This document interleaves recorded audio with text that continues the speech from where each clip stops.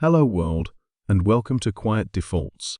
Today, we're going to talk about how your phone quietly became a shopping mall that never closes, why boredom now triggers spending, how dopamine disguises itself as desire, and how small, intentional systems can reverse this pattern without relying on discipline.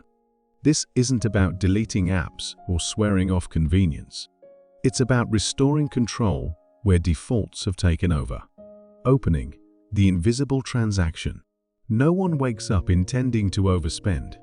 There is no morning declaration to browse aimlessly, add things to a cart, and feel vaguely unsettled afterward. And yet, it happens, repeatedly, quietly, almost politely. The phone vibrates. The screen lights up. A pause appears between tasks, conversations, or moments of waiting. And into that pause, something slips in. Not need, not intention, but relief. What follows doesn't feel like a financial decision. It feels like passing time, like distraction, like harmless exploration. But money is still leaving, and attention is still being traded. The transaction is simply disguised. The phone as a dopamine environment. Your phone was once a tool. Then it became a companion. Now, it is an environment engineered to respond instantly when boredom appears. The modern problem is not lack of information. It is lack of friction. Every moment of stillness now comes with an escape hatch. Social feeds, short videos, messages, and increasingly, storefronts that look nothing like stores. Shopping apps no longer ask, "Do you need this?" They ask, "Are you feeling something?" Boredom, loneliness, restlessness, a vague sense of being understimulated. The item doesn't solve the problem, but the act of browsing briefly quiets it. That is enough to form a habit. Why this isn't a willpower problem? This pattern is often framed as impulsiveness, as lack of discipline, as poor self-control. That framing is inaccurate and unhelpful. The issue is not weak willpower. It is strong design. The phone rewards immediate engagement. Shopping apps reward curiosity with novelty.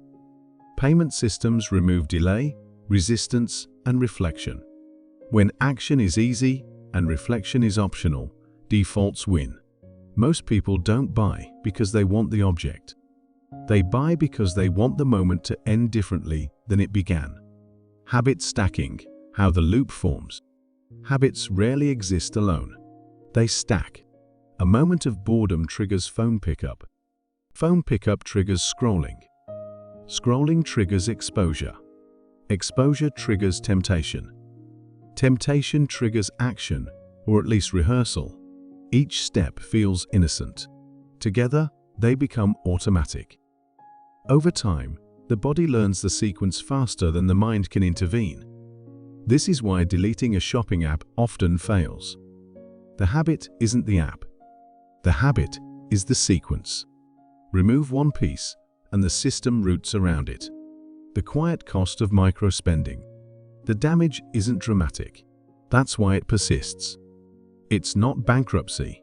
Small purchases that never feel significant enough to question. Add-ons justified as minor. The psychological cost accumulates faster. A subtle tension begins to form around money. Not fear, but fatigue. Not scarcity, but irritation. And irritation is often misdiagnosed as dissatisfaction. Rebuilding the system, not the self. Change does not begin with restraint. It begins with redirection. Habit stacking works in both directions. If boredom leads to phone pickup, then phone pickup must lead somewhere else by default. Not through effort, through design. For example, the phone opens to something grounding, not stimulating. The moment after scrolling is paired with awareness, not shame. The urge to browse is redirected toward a neutral pause, not another reward. This is not resistance. It is substitution. You don't remove dopamine. You reassign it. Conscious spending as a system. Conscious spending is often misunderstood as restriction. It is not. It is clarity.